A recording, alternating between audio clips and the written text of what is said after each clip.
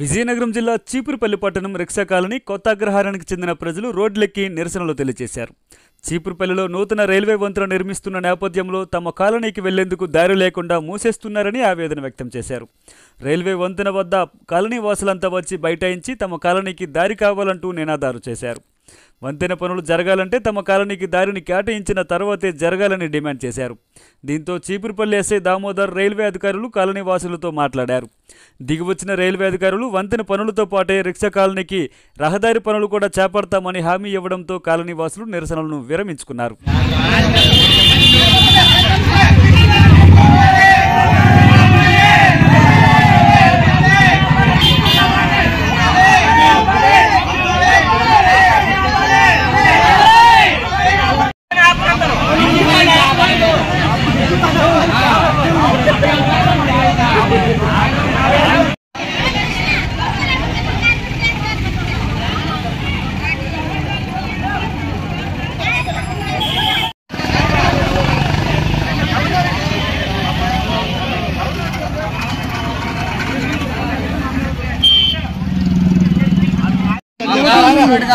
మాకు పైన వెళ్ళేటట్లు మాకు రోడ్డు కావాలి. ఇప్పటికి నేటికి 20 రోజులు అవుతుంది, వాటర్ కూడా లేదు.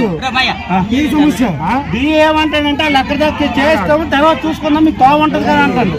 తీరం వచ్చేటంటే రైల్వే వాళ్ళ ఈ ఆర్ఎంబీ వాళ్ళ అద్దు స్తంభం వరకే ఉంది, అక్కడ నుండి రైల్వే వాళ్ళ అద్దు ఉంది.